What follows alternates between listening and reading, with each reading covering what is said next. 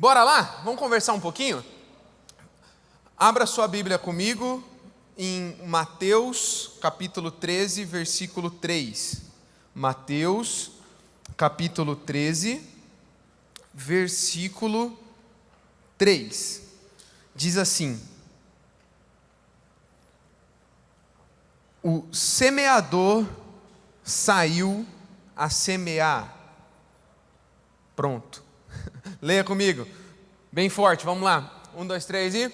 o semeador saiu a semear. Ore comigo. Jesus, aplica essa palavra em nossos corações, que a Tua presença que está nos abençoando e nos invadindo e nos moldando e nos mudando desde o início deste culto, dessa reunião, possa continuar presente e tocando em nossos corações.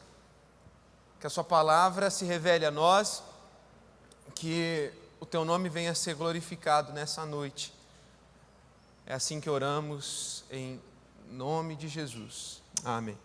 Gente, o mundo está mudando. Você certamente ouviu essa frase inúmeras vezes nessas últimas, não apenas semanas, mas meses e anos. Desde 2020, esse é o papo da vez. O mundo está mudando, o mundo não será mais o mesmo, o mundo não é mais o mesmo pós-Covid. E de fato não é, a gente aprendeu muito nessa pandemia. As pessoas se atentaram mais à saúde, o pessoal que estava meio fraco, meio debilitado, meio ocioso, sedentário, correu atrás do prejuízo, né? O pessoal que não se atentava tanto ao relacionamento com as pessoas, percebeu que ninguém foi feito para andar sozinho, que isolamento é algo doentio, que nós não fomos feitos para andar sozinhos.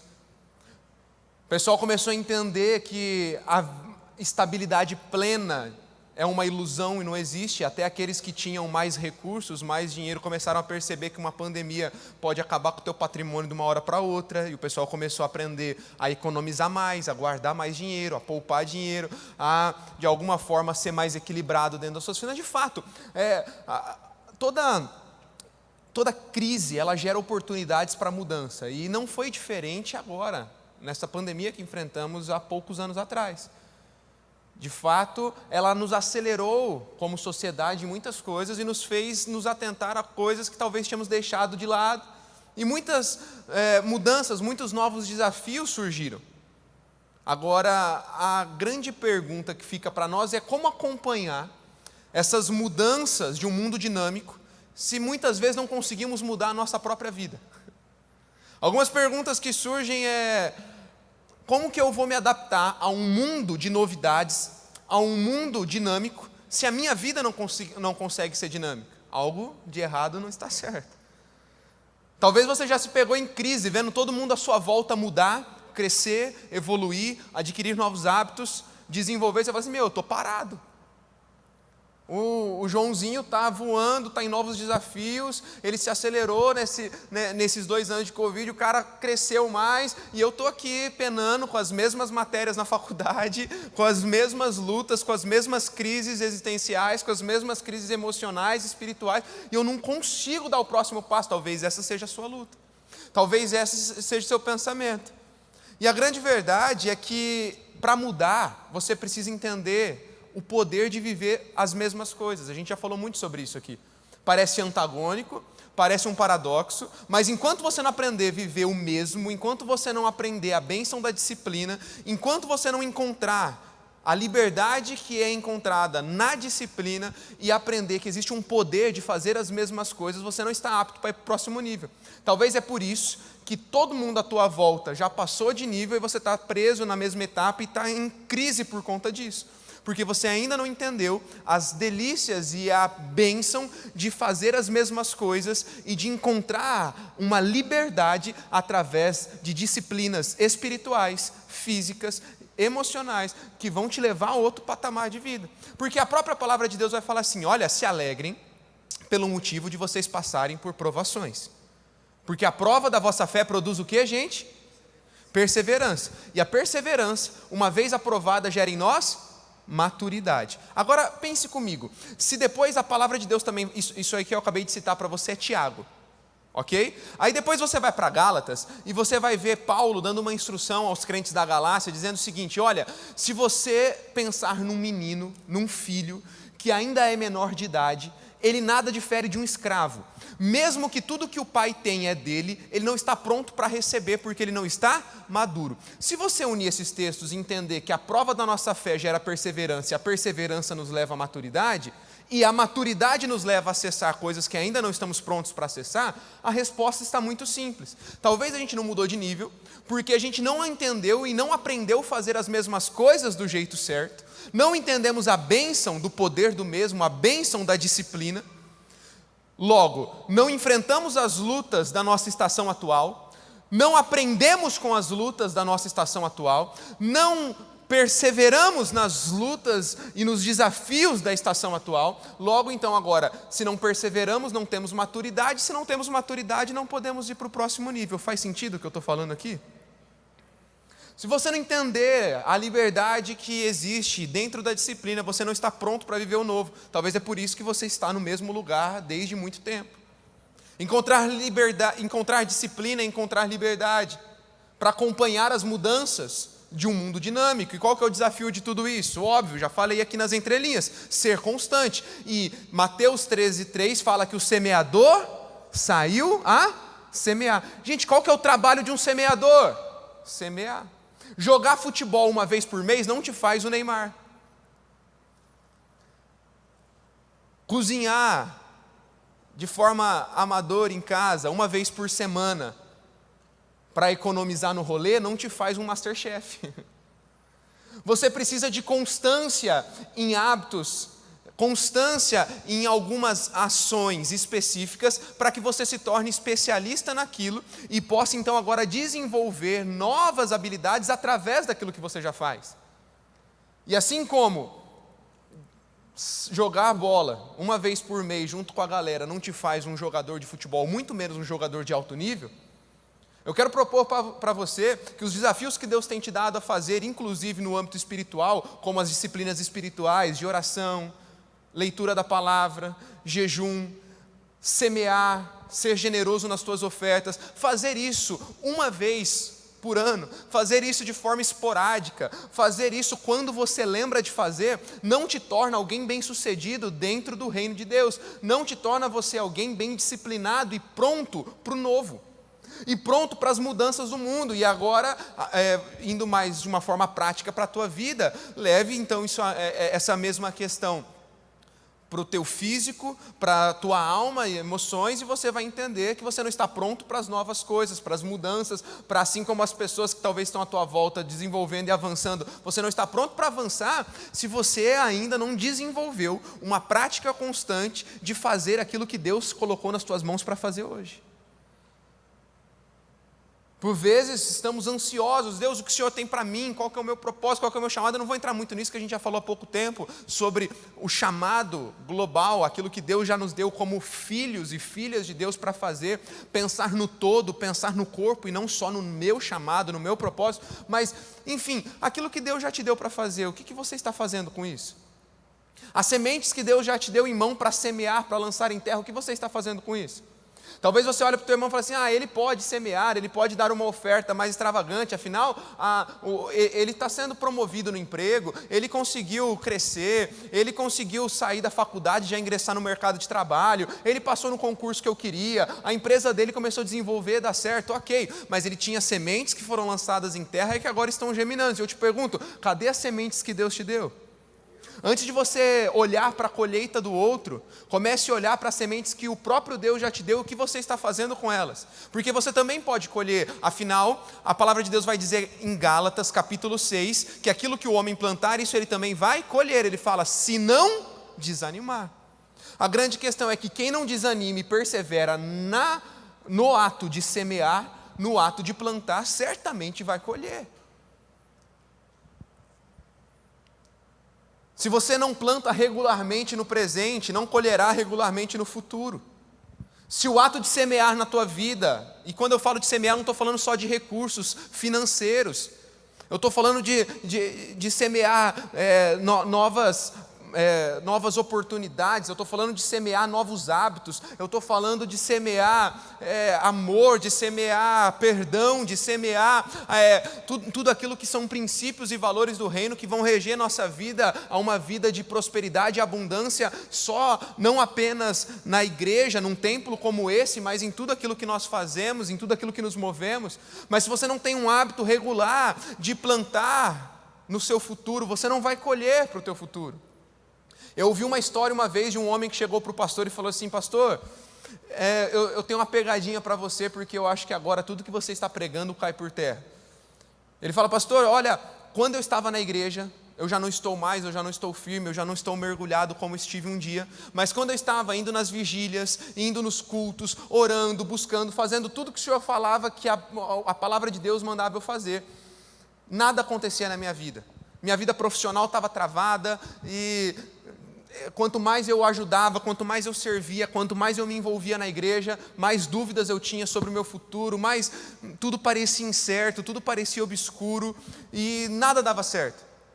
Acontece que eu desanimei, acontece que eu cansei de ficar insistindo pelas mesmas coisas e eu decidi parar. Eu saí dos ministérios, eu parei de servir, eu dei uma esfriada, hoje eu só venho de domingo, hoje eu só sento no culto, faço minha parte aqui, vou embora. Hoje eu não quero mais saber de ler a palavra, eu não quero mais saber de desenvolver constância em Deus. E de repente as coisas começaram a dar certo para mim, minha empresa bombou, o dinheiro começou a entrar, minha família começou a prosperar, as coisas começaram a dar certo, negócios, novas oportunidades surgiram, e aí? Porque quando que eu estava firme as coisas não deram certo e agora que eu decidi tirar o pé do acelerador as coisas começaram a dar certo. E eu ouvi que esse pastor chegou para esse rapaz e falou assim: olha, a grande questão é que plantio e colheita envolve uma parada chamada tempo. E enquanto você planta, você não colhe. Enquanto você planta, tudo que você vê é trabalho, suor, lágrimas e cansaço. Mas conforme você planta, conforme você se esforça, algo está acontecendo, não de maneira visível, mas debaixo da terra algo está sendo produzido. Até que chega um dia que você pode colher. Aquele pastor vira para aquele camarada e diz: olha, o que está acontecendo com você é exatamente isso. Enquanto você plantava, enquanto você regava, enquanto você se esforçava, você não conseguia ver nada acontecendo, porque as coisas estavam acontecendo fora do alcance do teu olhar. As coisas espirituais acontecem de uma forma que os nossos olhos e a nossa mente humana não conseguem mensurar. É por isso que muita coisa não estava dando certo aparentemente. A grande questão é que você está vivendo agora não é fruto do teu distanciamento de Deus, mas é fruto daquilo que você plantou com Ele lá atrás. E a pergunta que eu tenho para você hoje é: quando esta colheita acabar, o que você terá para colher no futuro que você não está plantando nem semeando hoje? Sabe, por vezes nós nos deparamos com histórias muito parecidas com essa. Pessoas que falam: eu vou parar de mergulhar nas coisas de Deus, eu vou parar de mergulhar nas coisas da igreja, porque isso me cansa muito, isso acaba com a minha saúde mental. Já vi muitos papos como esse, me faz parecer que eu nunca sou bom o suficiente, nunca as coisas acontecem. Calma, é porque você está plantando, e quando você está plantando, você não pode enxergar nada, porque para você colher algo bom e duradouro, isso precisa ter raízes profundas, e quando as raízes estão sendo desenvolvidas, quando raízes estão crescendo, você não enxerga. A grande questão é: se você perseverar, se você continuar cuidando, a colheita vai chegar, porque existe um princípio espiritual do plantio e colheita. E eu te pergunto, quando essa colheita chegar, qual que vai ser sua postura? Porque é tolo quem começa então agora só colher e usufruir e esquece que existe um tempo agora que você vai precisar plantar de novo, para que logo logo venha mais colheita. Porque Deus não te criou para uma boa safra apenas. Deus te criou para que você seja uma árvore frutífera, para que você dê muito fruto. Nós temos ouvido isso na série de mensagens que estamos acompanhando aos domingos. E muito fruto fala sobre constância, muito fruto fala sobre longevidade. Deus não está interessado em você viver uma vida como uma corrida de 100 metros. Deus não está interessado em que você viva 3, 6 meses, 1 ano de prosperidade e abundância nele.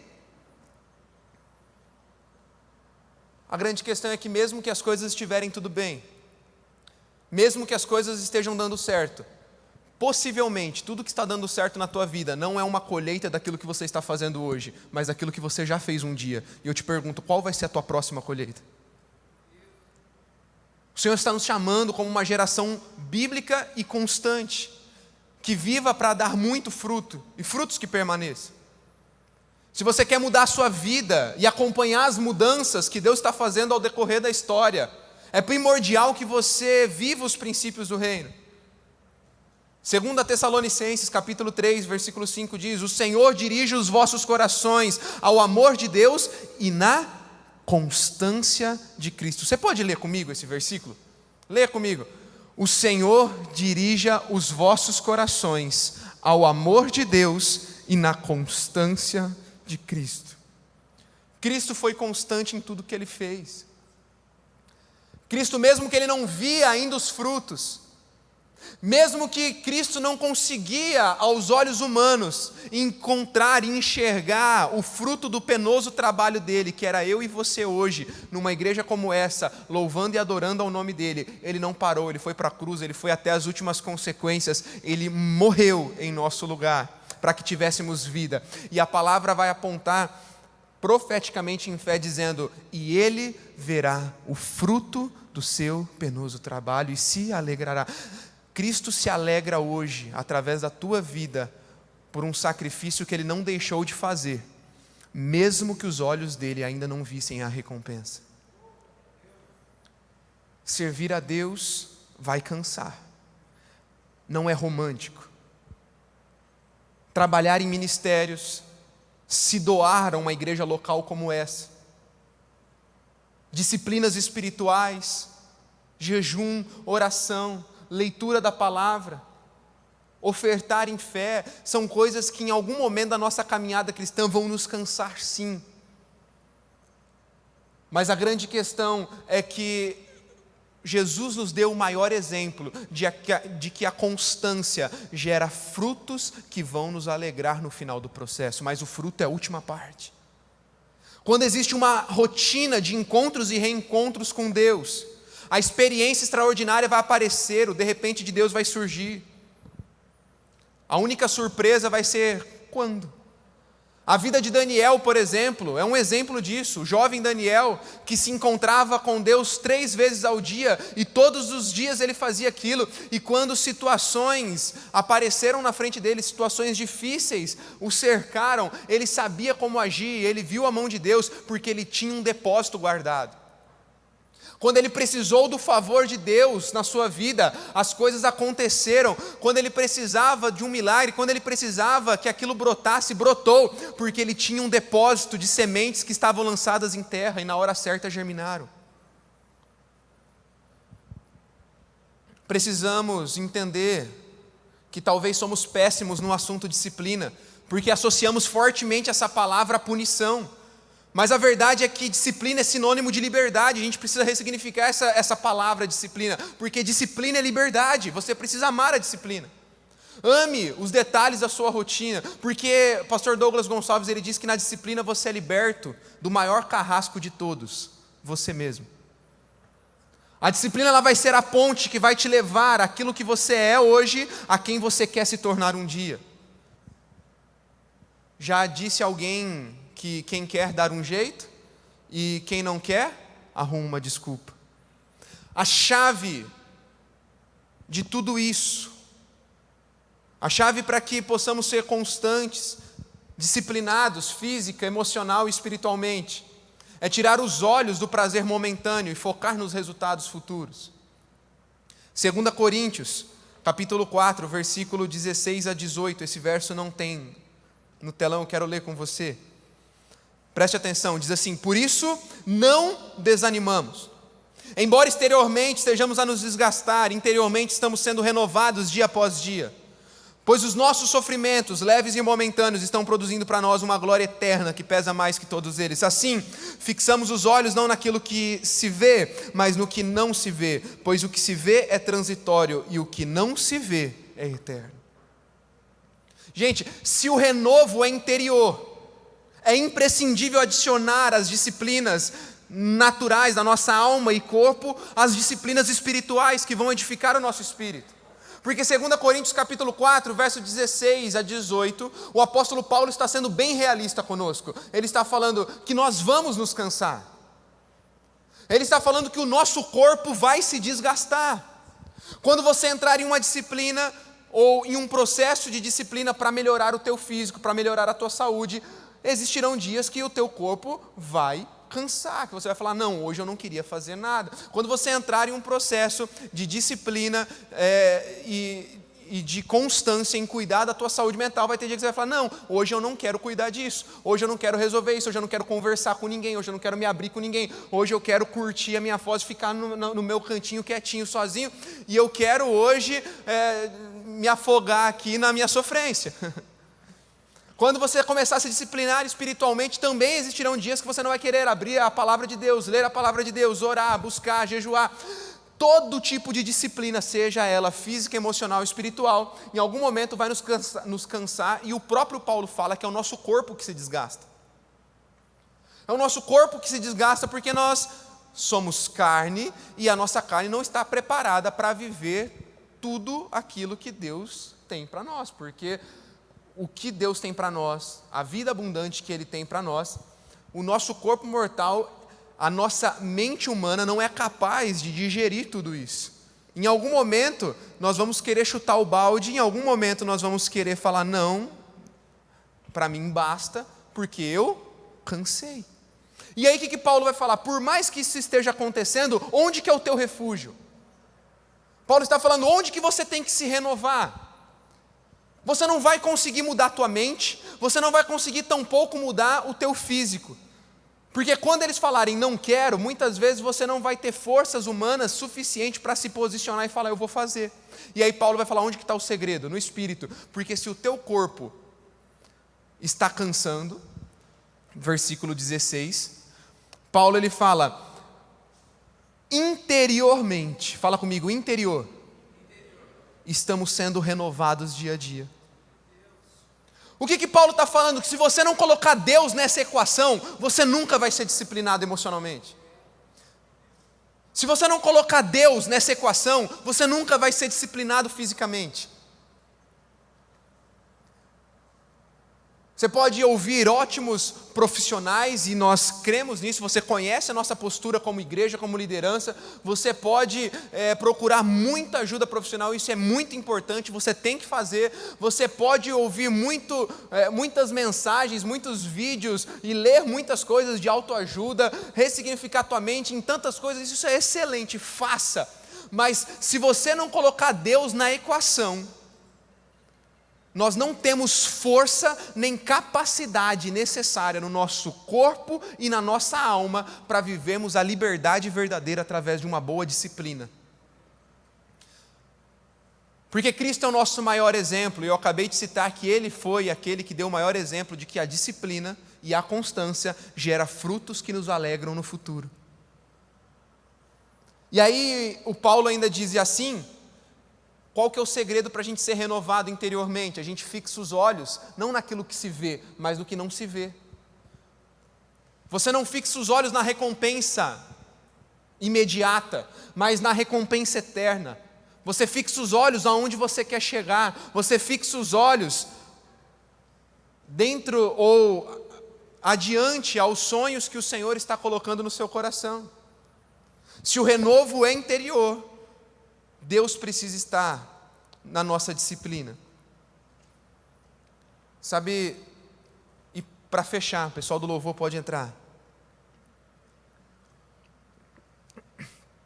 Talvez existam vários motivos que podem estar te impedindo de se disciplinar espiritualmente, emocionalmente ou fisicamente. Eu queria citar só 2 aqui para a gente concluir o nosso pensamento de hoje. Que a gente poderia ficar mais horas e horas, quem sabe a gente continua alguma coisa nesse sentido nas próximas semanas também. Tem muita coisa que a gente pode falar.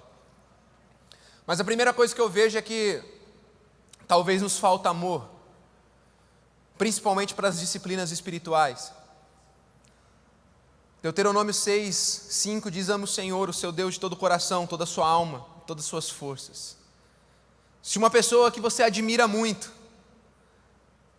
tem 1 hora apenas para estar na sua casa, você ficaria no celular ou vendo um seriado enquanto ele está te esperando para uma conversa? Certamente não. Porque tudo que nós queremos é ter um prazer de estar com a pessoa que amamos.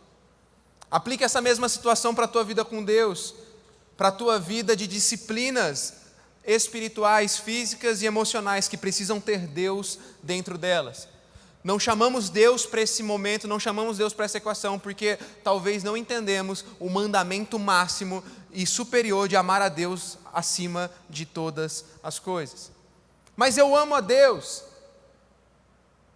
Se de fato você ama a Deus, a palavra de Deus vai falar: aqueles que me amam obedecem os meus mandamentos. Logo, amar a Deus envolve uma vida leve de obediência e não é pesado, então, para alguém obedecer, alguém que de fato ama. Quando eu percebo uma pessoa dizendo: olha, eu amo a Deus, mas eu tenho, de alguma forma, resistência aos princípios e valores da palavra dele, então eu sinto muito, você não descobriu de fato o que é o amor de Deus. Porque quem ama a Deus não tem dificuldade de obedecê-lo. A sua carne, obviamente, é inclinada para o mal. Não vou ficar chovendo no molhado, você já lembra do paradoxo. O já e o ainda não. É óbvio que você vai escorregar, é óbvio que a sua carne vai pender para aquilo que não importa, mas você não tem dificuldade em aceitar que a obediência é o melhor caminho.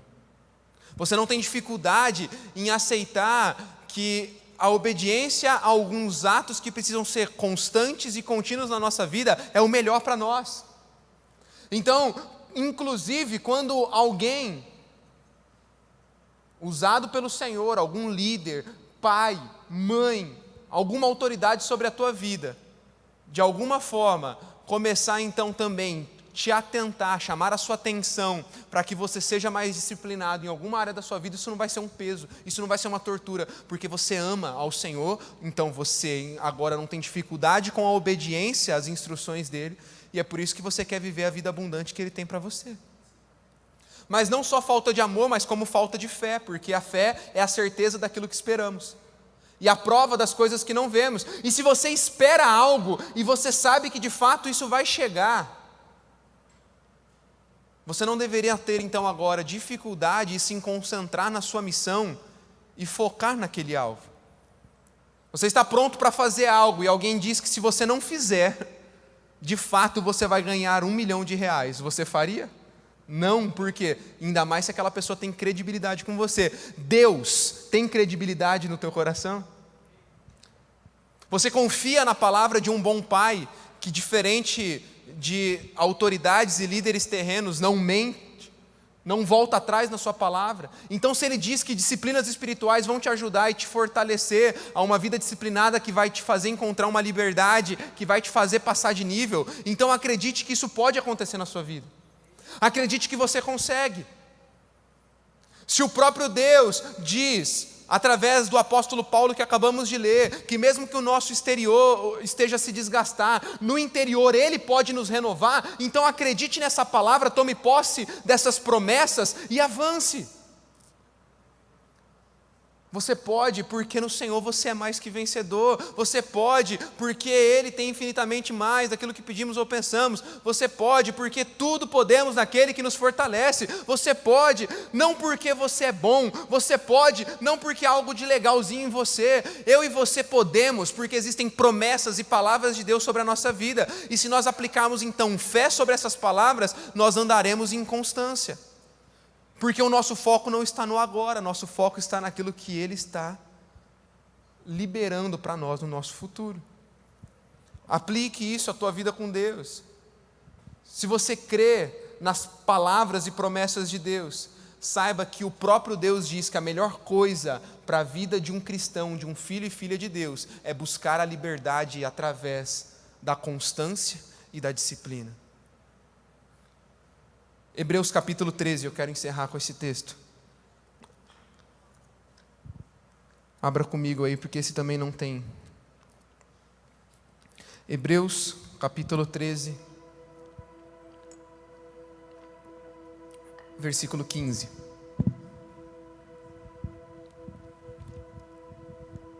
Diz assim: por meio de Jesus, portanto, ofereçamos continuamente. De novo ele falando continuamente.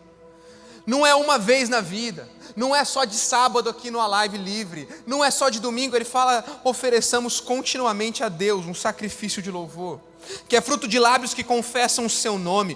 Não se esqueçam de fazer o bem. Ei, se o autor de Hebreus está falando sobre se esquecer de fazer o bem, é porque mesmo que fazer o bem dentro do senso comum seja algo muito normal e seja algo muito certo a se fazer, ele está falando: você pode acabar se esquecendo de fazer o bem, você pode acabar se esquecendo de fazer aquilo que você já sabe que é para fazer. E ele diz: então olha, e repartir com os outros o que vocês têm, pois tais sacrifícios Deus se agrada. E aí ele diz novamente: obedeçam aos seus líderes e se submetam à autoridade deles. Eles cuidam de vocês como quem deve prestar contas. Obedeçam-lhes, para que o trabalho deles seja uma alegria e não um peso, pois isso não seria proveitoso para vocês. O autor de Hebreus vem dar algumas instruções. A primeira coisa que ele fala é: ofereçam continuamente. Constância. Ofereçam o quê? Um sacrifício de louvor, que é fruto do quê? De lábios que confessam o seu nome. Aqui já está a base para aquilo que eu falei.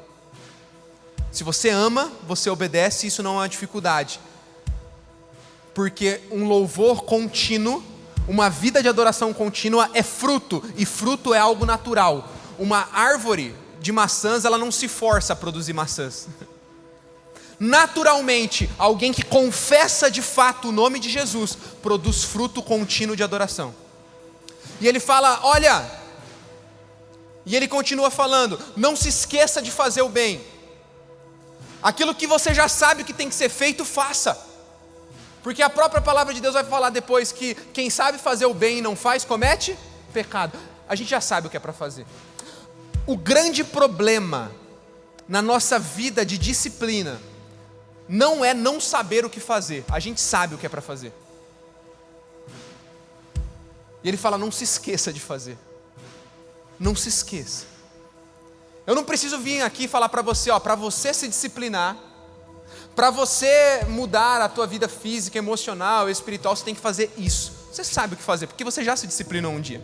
Todo mundo aqui já teve aquele sprint de 3 meses, 6 meses, 1 ano, onde você leu a Bíblia como nunca, onde você orou como nunca, onde você jejuou como nunca, onde você foi para a academia como nunca. Eu não preciso te ensinar a te disciplinar, porque você sabe como fazer. O autor de Hebreus está falando: só não se esqueça de fazer, é diferente. Não se esqueça de fazer o que tem que ser feito. E aí ele fala: olha, ouça aos conselhos da tua liderança, porque esse ambiente aqui é um ambiente perfeito para a gente se disciplinar e encontrar liberdade. Quantas vezes eu precisei de um chacoalhão, de um pai, de um líder. Ei, o que está acontecendo na tua constância, no teu cuidado físico, o teu cuidado da tua saúde mental, o teu cuidado das coisas do espírito? E qual que é a primeira tendência nossa? Tá pegando no meu pé. Aí acabou, essa mensagem aí é para o pessoal voltar a servir no ministério, porque o pessoal está parado. Já vai começar a pegação no pé. O evangelho não é leve. O evangelho não é leve. Por que fica falando aí de lutar contra o pecado? Aí eu não consigo, eu fico mal comigo mesmo. O evangelho não é leve. Por que eu tenho que servir lá no Conexão, na Excelência? Por que eu... O evangelho não é leve. Por que eu tenho que ficar me matando, lendo a Bíblia, orando, mesmo que eu não estou com vontade de fazer? O autor de Hebreus fala assim: ei, quando alguém apontar o caminho para você e falar: você não está disciplinado o suficiente, o autor de Hebreus está falando: leva como alegria e não seja um peso para essa pessoa. Aí você fala assim: por quê? Para a vida do líder ir bem? Ele fala: não. Não seja um peso para o líder, não seja um peso para quem está te apontando o caminho da constância, para que tudo vá bem com você. Porque não é sobre um líder ou um pastor ou uma autoridade que está pegando no seu pé. Não é sobre o próprio Deus estar pegando no seu pé. Porque o maior interessado nisso tudo deveria ser eu e você. Porque se entendemos a constância e a disciplina, tudo nos irá bem, diz o autor de Hebreus.